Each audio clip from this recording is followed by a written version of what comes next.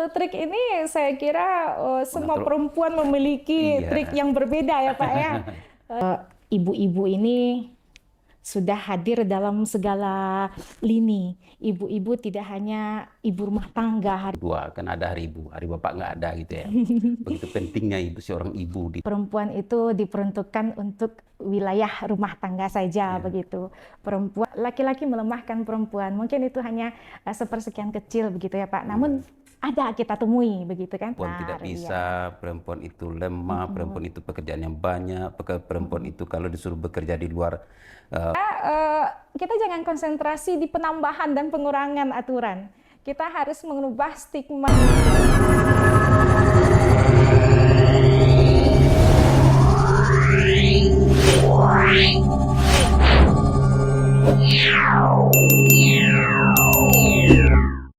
Bismillahirrahmanirrahim. Assalamualaikum warahmatullahi wabarakatuh. Waalaikumsalam warahmatullahi wabarakatuh. Ketemu lagi pada podcast KPU Kota Payakumbuh. Kali ini kita kedatangan tamu yang spesial di Hari Ibu, itu Ibu Suci. Beliau ini sehari-hari berprofesi sebagai guru dan juga pernah sebagai penyelenggara dan juga tokoh masyarakat. Beliau aktif di tengah-tengah masyarakat.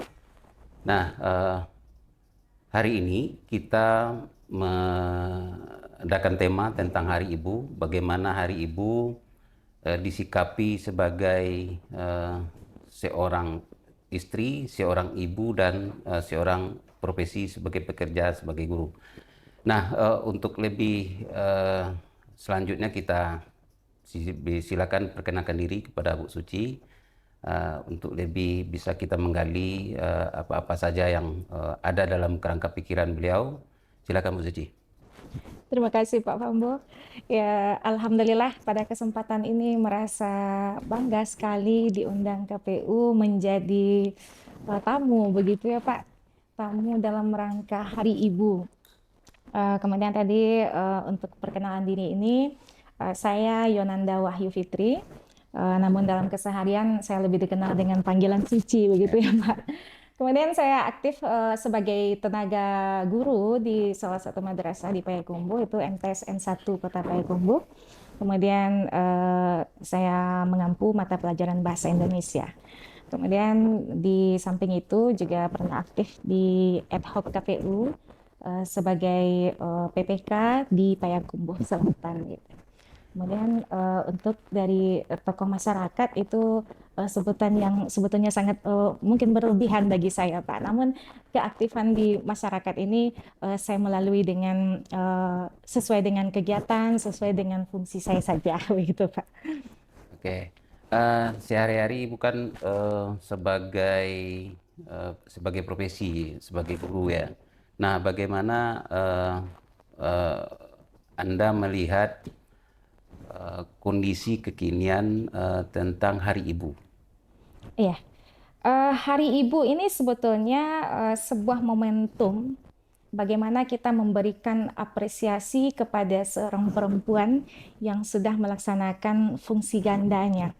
Fungsi gandanya di sini bukan hanya sebagai yang melahirkan, mengandung, bahkan menyusui sekian tahun gitu. Namun seorang ibu itu juga menjadi sebuah penggerak ekonomi keluarga, menjadi sebuah acuan untuk anak-anak dan keluarga mereka. Menurut saya fungsi ganda ini patut kita hormati, Pak. Patut kita hormati gitu. Tapi meskipun momentumnya saat ini, sejatinya kita mengapresiasi seorang ibu itu setiap saat, Pak. Karena jasa-jasanya begitu, pengorbanannya itu sangat tidak ternilai sebetulnya. Kemudian dari hal itu saya termasuk seorang ibu, ini satu yang mulia yang bisa saya banggakan dari diri saya begitu, lebih kurang Pak. Bagaimana Anda membagi peran sebagai seorang istri, kemudian sebagai pendidik anak-anak ya, ibu dari anak-anak, kemudian juga sebagai profesi? Iya. Peran ganda ini saya jalani memang agak cukup berat begitu Pak, karena tuntutan kita sebagai seorang ibu tentu harus ada kehadiran di tengah keluarga. Namun kehadiran itu sedikit terpengaruh dengan kegiatan kita di luar. Ini memang satu pengorbanan yang luar biasa sebetulnya bagi saya gitu.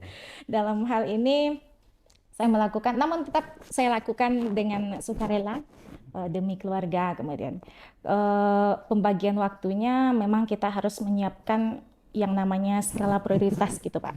Skala prioritas, bahkan mungkin skala prioritas dalam jangka mingguan atau harian itu memang harus kita susun agar tidak ada bentrok situasi dengan keluarga dan juga pekerjaan kita di luar. Sederhananya seperti itulah lebih kurangnya. Mengingat peran perempuan saat ini ya sebagai seorang ibu ya, banyak sekali yang harus kita pahami. Pertama, menumbuhkan kesadaran ya peran perempuan sungguh luar biasa, sehingga bisa kita lihat dan kita bahkan dicatat dalam sejarah Hari Ibu di tanggal 22, kan ada Hari Ibu, Hari Bapak nggak ada gitu ya. Begitu pentingnya seorang ibu di tengah-tengah masyarakat dan di tengah-tengah keluarga terutama. Iya. Karena ibu itu adalah pendidik pertama untuk anak-anak. Untuk awal-awal pertama itu dididik ibu ini mendidik anak-anak. Nah, dalam skala saat ini kita melihat momentum di tengah-tengah masyarakat. Kalau dulu banyak peran ganda yang dilakukan oleh seorang perempuan ya, banyak sekali peran ganda. Sekarang mungkin tidak ganda lagi, mungkin lebih dari ganda, lebih dari gitu ganda ya. Iya. Banyak hal yang itu. Jadi, nah dalam hal ini, bagaimana ibu menyikapi kondisi pekerjaan bisa selesai, kemudian sebagai seorang istri juga, kemudian juga berpartisipasi di tengah-tengah masyarakat. Ya. Ya. Ya, seperti tadi Pak, saya menganggap meskipun ya keluarga tetap harus menjadi prioritas utama. Begitu juga dengan fungsi saya sebagai perempuan, seorang ibu gitu. Prioritas utama keluarga itu tetap harus saya jaga meskipun di balik semua itu saya memiliki pekerjaan. Nah, dalam pekerjaan ini tentu saya harus maksimal juga.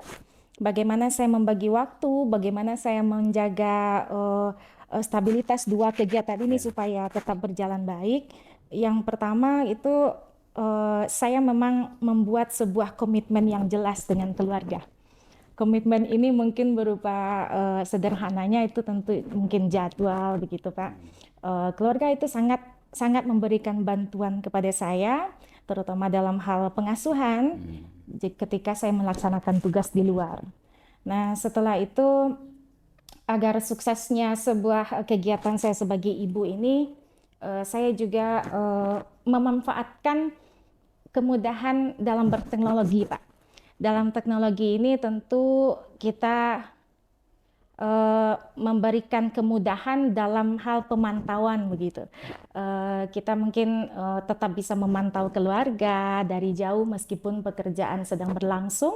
Nah, ini mungkin salah satu yang saya lakukan gitu. Selain saya memiliki komitmen dengan keluarga, saya juga memanfaatkan teknologi tentunya untuk kebaikan situasi keluarga. Saya kira seperti itu, Pak. Ya, kira-kira selama Ibu dalam rumah tangga ya, karena kita berperan sebagai seorang ibu, itu pasti ada yang mengalami kurang nyaman dengan anak-anak, kurang nyaman dengan lingkungan begitu ya, karena arus teknologi saat ini. Nah, dalam hal ini bagaimana menyikapi mendidik anak-anak? Karena tidak bisa dipungkiri, misalnya HP itu ya dibagi anak-anak, kemudian juga bagaimana mengatur pola agar mereka ini tidak kecanduan dengan teknologi seperti itu. Iya, peran ganda ibu di sini memang dibutuhkan sebuah kesabaran, kemudian dibutuhkan konsistensi emosi terutama Pak. Di saat kita sudah mungkin full di luar, kita melaksanakan kegiatan di luar, kemudian ada kondisi yang mungkin kita sudah tidak maksimal lagi, kemudian kita ketemu dengan anak, dengan berbagai permasalahan anak, gitu kan, PR-nya segala macam. Itu kendala yang luar biasa memang sangat bahkan selalu sampai saat ini saya temui. Gitu. Namun kembali, saya menguatkan niat saya kembali. Saya bekerja di luar itu untuk anak-anak. saya melaksanakan kegiatan yang lain, memaksimalkan untuk anak-anak. Jadi bukan justru malah mengorbankan emosi anak-anak karena kita yang sudah tidak maksimal lagi dengan pekerjaan itu.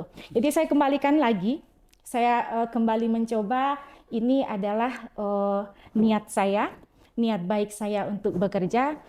Jangan dijadikan pekerjaan ini justru membuat hubungan antara anak menjadi rusak, begitu.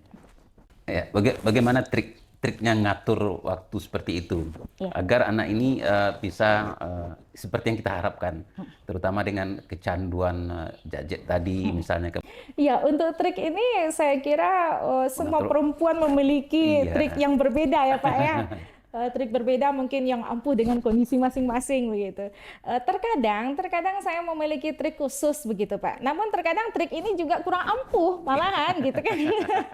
Jadi yang lebih bisa saya gunakan itu memang saya harus memanage emosi saya sendiri Pak. Saya harus memulai trik itu dengan mengatur emosi saya sendiri gitu. Perubahan emosi itu mungkin ada dipengaruhi dengan kegiatan atau kelelahan mungkin Pak. Nah jadi trik saya itu memang dimulai dari saya tetap ini adalah untuk anak-anak. Jadi jangan kita jadikan emosi kita itu justru akan membuat anak-anak semakin tidak bisa diatur. Khususnya dalam pemakaian gadget dan segala macamnya, tontonan begitu Pak. Ini salah satu hal yang mungkin semua perempuan hadapi. Saya juga kembali kerjasama dengan keluarga inilah yang saya gunakan Pak. Kerjasama dengan keluarga dalam mengatur tentunya penjadwalan kegiatan mereka ini. Kita tidak bisa melarang seutuhnya, kita tidak bisa menghalangi seutuhnya dalam kemajuan teknologi kepada anak-anak. Itu tidak tertutup kemungkinan di tontonan mereka. Nah, dalam hal ini saya memang bekerja sama dengan keluarga bagaimana mengatur jika seandainya saya sedang berada di kegiatan lain di luar, keluarga memang memperhatikan begitu Pak. Memperhatikan kegiatan anak, kemudian juga mengatur bagaimana kegiatan yang lebih positif gitu. Saya kira triknya sampai di situ Pak gitu. Trik-trik yang lain mungkin ada sebuah komunikasi yang ringan sebetulnya Pak dengan anak-anak. Berarti bersama keluarga dengan anak-anak saling membantu, saling mengingatkan ya, Iya. saling mengingatkan kita gimana kita bisa mendidik anak itu lebih Iya, baik betul. sesuai dengan harapan kita. Iya. Dan kita tidak bisa kaku mendidik zaman dulu mendidik anak gitu ya, Iya. zaman dulu mendidik anak karena sekarang eranya globalisasi, eranya informasi, kita harus sesuaikan, kita harus memahami bagaimana mereka tumbuh dan kembang ya. Iya, begitu. betul. Nah, kalau Ibu lihat sendiri bagaimana memaknai Hari Ibu ini ya untuk seluruhnya, secara seluruhnya khususnya di Kota Payakumbuh ya, terkait dengan apa namanya kekinian kondisi kekinian para ibu-ibu sering banyak di luar bisa mengatur waktu, kemudian ada keteledoran juga itu tidak bisa dipungkiri. Ada keteledoran mengurus anak, aktualisasi di lingkungan, kemudian banyak-banyak lagi yang bisa beraktivitas di lingkungan. Ya, memang Hari Ibu ini bagi saya ini memang sebuah momen yang harusnya saya ucapkan langsung mungkin dalam bentuk ucapan begitu ya Pak ya kepada ibu gitu. Ini adalah sebuah momentum bagaimana kita memberikan apresiasi yang tinggi kepada perempuan yang sudah mengandung melahirkan kita. Kemudian tidak hanya sampai di situ, perempuan ini juga membesarkan kita dengan segala mungkin keterbatasan mereka. Bagi saya Hari Ibu sebuah momen ya Pak, momen kita melisankan. Meskipun tidak setiap saat kita lisankan, namun ini kita jadikan sebuah waktu untuk melisankan kasih sayang kita kepada ibu. Melihat juga bagaimana ibu-ibu yang khususnya di zaman sekarang gitu kan. Kalau kita lihat di Kota Payakumbuh, ibu-ibu ini sudah hadir dalam segala lini. Ibu-ibu tidak hanya ibu rumah tangga hari ini, tetapi ibu-ibu juga hadir di dalam pemerintahan, ibu-ibu juga ada di dalam akademisi, bahkan ibu-ibu ada di jajaran orang-orang yang bisa menjadi sebuah pedoman bagus bagi kita Ya. gitu.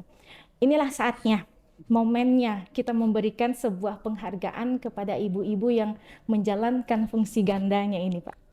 Iya. Bagaimana Ibu melihatnya situasi kiprahnya perempuan saat ini di sektor publik? Iya. Menurut saya di sektor publik perempuan itu sudah dikatakan perkembangannya sudah signifikan, Pak. Kenapa? Karena kita sudah bisa melihat perempuan ada di mana-mana. Perempuan sudah berada di posisi-posisi strategis yang bisa memberikan sebuah dampak positif kepada pemerintahan mungkin, kepada sebuah contoh dalam kehidupan keseharian gitu. Dengan adanya perempuan tampil di depan umum mungkin, tampil sebagai sosok mungkin, itu bisa jadi sebuah role model untuk perempuan lainnya, Pak. Nah, perempuan lainnya juga mungkin akan bisa memberikan pendapat bahwa wah, ternyata perempuan bisa. Berarti kami pun juga bisa. Nah, ini inspirasi seperti ini mungkin menurut saya bisa tumbuh kepada perempuan-perempuan lainnya. Kalau dilihat saat ini perkembangan terutama banyaknya sektor-sektor yang lain yang sudah diberi amanah kepada perempuan ya, Iya. sehingganya perempuan ini bisa lebih berdaya lagi ya. Terus kira-kira kalau Ibu melihatnya faktor mendukung saat ini apa yang bisa sehingganya bisa berkiprah di sektor publik itu? Iya, iya. Perempuan menurut saya harus memiliki pendidikan yang tinggi, Pak. Faktor pendukung utama perempuan itu bisa berkiprah di sektor publik, itu memang harus bermodalkan pendidikan yang tinggi. Dengan pendidikan yang tinggi ini, tentu akses menuju ke situ juga harus dibukakan untuk perempuan. Nah, kemudian juga selain pendidikan tinggi, perempuan juga harus memiliki sebuah dukungan yang bagus dari keluarganya, menurut saya, Pak. Tapi orang bilang kadang-kadang perempuan ini terlalu banyak bekerja atau apa namanya berprofesi di luar rumah, sehingganya rumah tangga yang termasuk anak-anaknya kan dalam keluarganya itu cukup tidak terkendali gitu ya, dan tanda petik cukup terkendali. Nah, kira-kira hambatan bagi perempuan itu untuk berkiprah itu kira-kira apa menurut Ibu? Iya, ini sebuah bentuk tantangan juga bagi Ya. perempuan ya, Pak ya. Selain dia harus mengatur dengan bagus keluarganya, itu adalah prioritas utama perempuan ya. Memang kita masih memiliki sebuah stigma atau mungkin budaya bahwa perempuan itu diperuntukkan untuk wilayah rumah tangga saja begitu.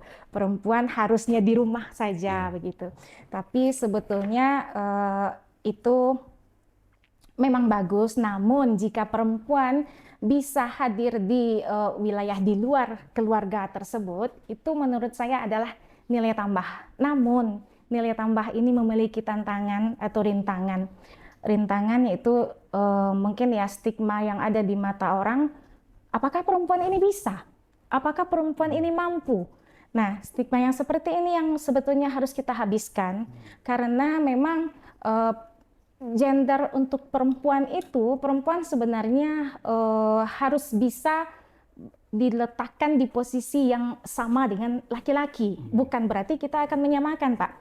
Namun perempuan harusnya juga bisa sama untuk berperan aktif dalam hal-hal kebaikan seperti itu. Jadi menurut saya rintangan-rintangan seperti ini, tantangan seperti ini, itulah yang harus dipecahkan oleh perempuan jika ingin menambah sebuah kebaikan lagi di luar keluarga tentunya begitu, Pak. Ada pengalaman mengatakan ya, dan banyak stigma yang apa yang sampaikan tadi, bahwa perempuan itu dilemahkan dalam tanda petik, dilemahkan oleh kaum laki-laki, Dilemahkan gitu. dan perempuan itu melemahkan Melemahkan dalam tanda petik, dirinya. dirinya sendiri. Ya, itu gimana pendapat Ibu? Iya, saya mungkin Apakah setuju ya? kurang setuju dengan situasi bahwa laki-laki melemahkan perempuan. Mungkin itu hanya sepersekian kecil begitu ya, Pak. Namun ada kita temui begitu kan. Laki-laki seakan-akan mungkin belum percaya kepada kredibilitas perempuan untuk melaksanakan tugas tertentu misalnya. Menurut saya itu masih termasuk kepada budaya yang harus kita hapuskan sebetulnya. Budaya atau kebiasaan menganggap bahwa sesuatu yang dilakukan perempuan mungkin tidak akan berhasil begitu ya Pak. Nah ini menurut saya yang saya kurang setuju begitu. Kenapa gitu? Perempuan tetap masih bisa bersaing begitu. Perempuan masih bisa mengeluarkan sesuatu yang lebih baik yang ada di dalam dirinya. Nah, faktor utama tadilah yang harus kita modali bahwa pendidikan itu merupakan faktor utama bagi perempuan bisa berdedikasi di luar seperti halnya laki-laki. Iya. Iya. Tapi pendidikan saja kan tidak cukup ya. Kenapa? Karena perempuan itu akan bisa lebih profesional, tentunya punya banyak pengalaman. Kalau banyak pengalaman tentu banyak jam Iya, terbangnya iya, dalam pengalaman pekerjaan-pekerjaan lain. betul. Nah ini merupakan juga hambatan ya sebagai perempuan di rumah tangga, seorang ibu yang bekerja di sektor domestik ya. Terus untuk berkembang karirnya, kemudian katakanlah dalam tanda petik izin dari keluarga, ya, kemudian kenyamanan anak-anak begitu. Nah, kira-kira di dalam hal ini, menurut Ibu, bagaimana cara perempuan memanage waktunya, ya, sehingganya pengalaman-pengalaman tadi bisa dia timba, kemudian bisa diaplikasikan di tengah-tengah masyarakat, ya. Iya. Berangkat dari pengalaman pribadi begitu ya Pak. Memanage waktu itu memang harus kita lakukan dengan baik sekali. Harus kita lakukan dengan maksimal. Nah, terutama tetap prioritas utama itu adalah keluarga. Jadi kita ingin berkiprah di luar, kita ingin berkarir begitu. Kita tetap harus menyesuaikan bagaimana karir ini apakah bisa memberi dukungan kepada keluarga atau justru membuat itu menjadi sebuah bumerang kepada keluarga. Nah, pertimbangan ini menurut saya yang harus kita matangkan dalam memilih begitu. Kemudian begitu juga secara pengalaman pribadi, saya memilih pekerjaan yang sekiranya saya mampu tentunya Pak, kemudian juga memberikan impact yang bagus untuk keluarga begitu, terutama dalam hal waktu. Kita tidak mungkin bisa full di luar dengan sementara prioritas kita ada di rumah. Ya. Kalau kita berkaca dari proses pemilu kemarin, terutama pemilihan umum ya, kemudian kita melaksanakan pemilihan serentak ya. Nah, itu secara statistik untuk khusus Kota Payakumbuh itu perempuan ada sekitar lebih dari 55% ya, Betul. pemilih dibanding dengan laki-laki dari jumlah DPT yang ada di khusus Kota Payakumbuh. Nah, ini menunjukkan bahwa peran perempuan itu penting di dalam keluarga. Nah, kira-kira menurut Ibu apa langkah ke depannya kita agar anak-anak yang semestinya dalam bimbingan kita sebagai seorang ibu ya untuk mendidik anak-anak ini bisa mengorientasikan dirinya nanti di dalam kepemiluan. Ide-ide uniknya dalam pemerintah mungkin perempuan sudah selain mereka terlibat langsung di dalam pemerintahan nantinya, mereka akan memberikan usulan-usulan yang betul-betul cocok untuk perempuan, khususnya untuk program pemerintah. Bisa saja perempuan mengusulkan bahwa program ini cocoknya untuk UMKM. Kemudian perempuan juga bisa mengusulkan atau memberikan ide ini cocok untuk permasalahan, mungkin kita memberikan pengertian ini bagus untuk reproduksi wanita atau mungkin perkembangan balita yang bagus. Nah, ide-ide seperti ini menurut saya ini akan menjadi sebuah dukungan yang penting di dalam pemerintahan gitu Pak. Apakah menurut Ibu nanti kita kan proses demokrasi ini salah satunya adalah terwujudnya pemilih yang agak merata gitu ya, dalam pengertian semakin banyaknya jumlah pemilih datang ke TPS, itu dicontohkan ya. Nah, apakah bagus tidak strategis yang kita lakukan pendidikan pemilih ini terutama bagi ibu-ibu atau kaum perempuan yang di dalam rumahnya untuk mensosialisasikan kepada anaknya bahwa Anda itu, kamu itu penting untuk menyumbangkan suara gitu ya. Gimana menurut Ibu? Iya, sosialisasi pendidikan pemilih. Iya. Tentunya ini perempuan sangat berperan aktif menurut saya, Pak. Kenapa perempuan ini bisa memberikan dia lebih lebih sensitif dengan isu-isu yang ada, Pak. Perempuan cenderung dengan isu yang berkembang itu, dia mampu memberikan pengaruh kepada anaknya, kepada keluarganya begitu, menyangkut politik. Nah, ya contoh sederhananya kan, perempuan seorang ibu bisa memberikan sosialisasi kepemiluan kepada anaknya langsung. Ya. Nah, di saat perempuan sudah bisa pada skala terkecil, yaitu di keluarganya, maka skala terbesar di tingkat yang lebih lanjut itu akan mudah, Pak. Nah, di sinilah letaknya perempuan itu memiliki ide-ide unik tadi, Pak. Jadi menurut saya kepemerataan dalam pemilih yang aktif dalam pemilu itu sangat sangat didukung dengan keikutsertaan perempuan di situ. Jadi kalau menurut Ibu sendiri, taktik yang paling cocok di dalam pendidikan pemilih bermula dari keluarga. Iya, kita mulai dari keluarga masing-masing. Nah, jadi informasi kepemiluan itulah harus digencarkan kembali begitu.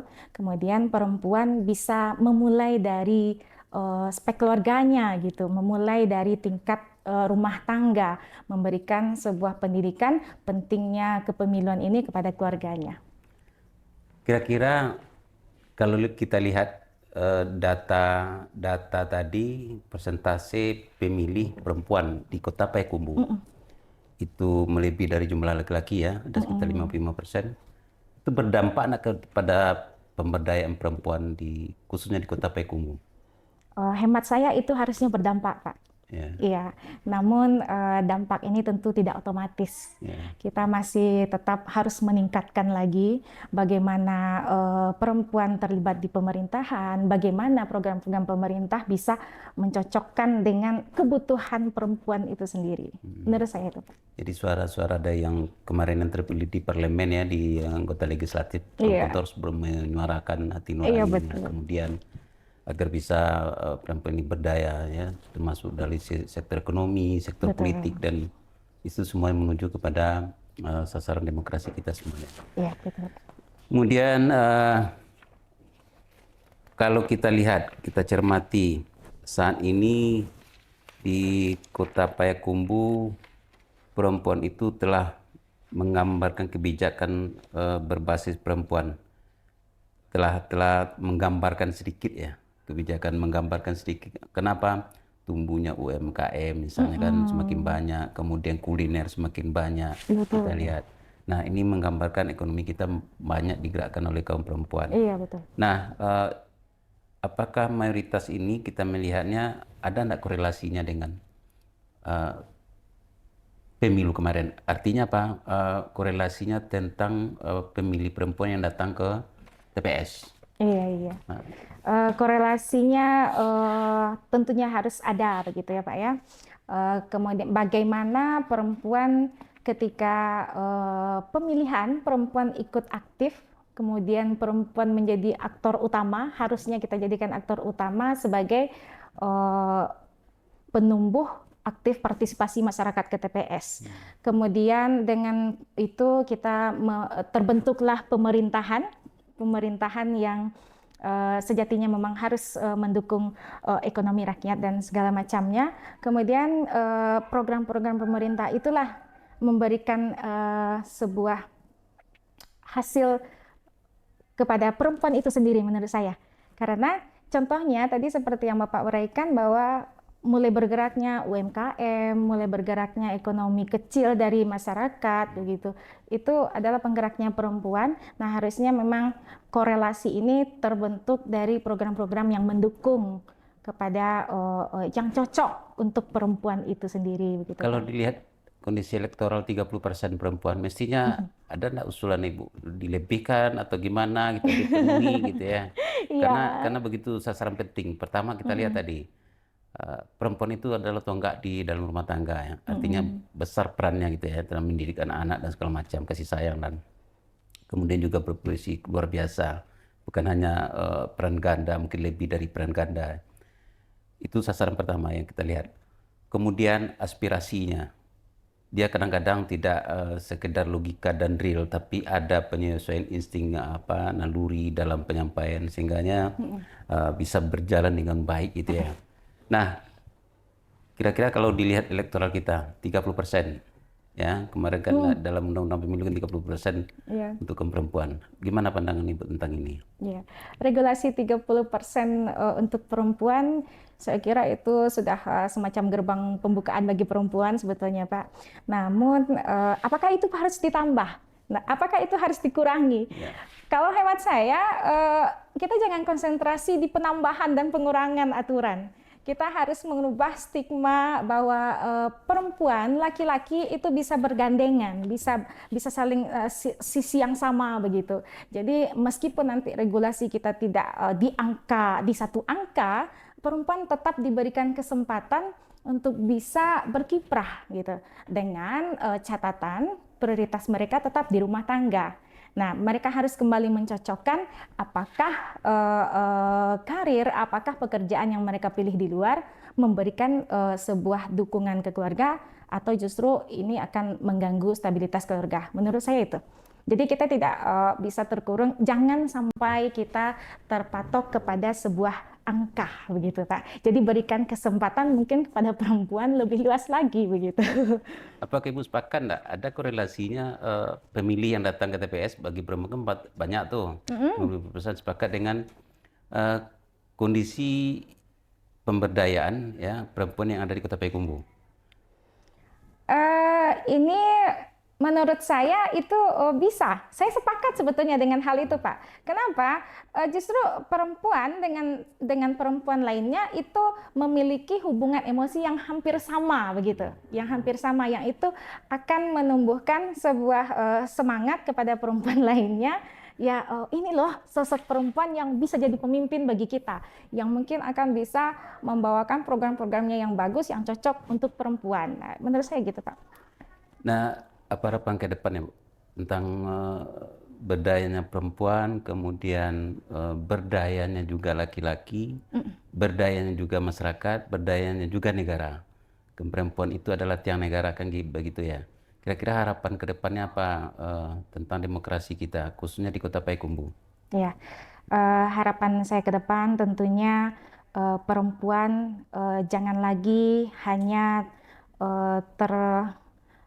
terletak di satu titik saja. Tetaplah perempuan ini di satu titik prioritas keluarga, namun mereka juga bisa mengembangkan sebuah kompetensi yang ada di diri mereka. Tetap mereka bisa memberikan kontribusi mereka untuk negara, untuk pemerintahan yang justru ini menurut saya memberikan warna kepada situasi kita begitu, Pak. Khususnya dalam demokrasi kita sudah bisa lihat sebetulnya ya di demokrasi kita ini justru suara perempuan memberikan warna yang lebih bagaimana itu istilahnya keputusan atau sebuah program yang bisa memberikan sisi keibuan. Nah, dalam memberikan keputusan, kemudian juga menjalankan program-program yang betul-betul untuk kesejahteraan masyarakat, begitu. Jadi harapan ini sebetulnya saya begitu juga membawakan kepada diri sendiri, Pak, menjalankan fungsi ganda, menjadi seorang ibu di rumah tangga, kemudian juga menjadi wanita yang bisa memberikan kontribusi yang bagus di luar, itu adalah sebuah perjuangan yang luar biasa. Jangan kita memilih sesuatu hal yang bisa merusak prioritas utama kita sebagai ibu. Namun kita berkiprah di luar ini, jadikanlah sebuah dukungan demi kesejahteraan keluarga lagi, begitu Pak. Tantangan yang terberat, kira-kira apa menurut Ibu? Tentang perempuan ini untuk berkiprah di dunia politik, kemudian berkiprah di dunia pekerjaan. Tantangan yang terberat. Menurut saya, stigma prasangka yang mengatakan bahwa perempuan belum bisa, itu tantangan terberatnya, Pak. Oke. Jadi perempuan betul-betul harus menyiapkan, betul-betul harus bersedia menunjukkan, nah bahwa di balik memang ada perempuan itu kadang-kalanya diprediksikan lemah begitu. Namun di lemah mereka itu mereka juga memiliki kekuatan yang Iya, iya, iya, betul. bisa jadi pertimbangan Jadi begitu. kita segera menghapus stigma, Bu ya. Iya, Hapus stigma, betul. stereotip ya, stereotip itu stigma. Stereotip, Jadi prasangka yang ya belum prasangka tentu perempuan tidak benar, bisa, iya. perempuan itu lemah, perempuan Mm-mm, itu pekerjaannya banyak, perempuan mm-mm. itu kalau disuruh bekerja di luar rumah tangga rusak kan begitu. Itu sebenarnya bisa saling mengisi komunikasi antara Iya, di dalam rumah tangga, termasuk betul, juga betul, anak-anak di dalam membesarkan. Karena apa? Karena keluarga yang sehat itu juga bangsa akan sehat. betul. Terima kasih Bu Suci atas waktunya diberikan. Mudah-mudahan pencerahan ini akan bisa memberikan masukan-masukan kita semuanya. Eh, untuk itu saya sendiri sebagai host ucapkan terima kasih, banyak maaf kalau ada kata-kata yang salah. Assalamualaikum warahmatullahi wabarakatuh.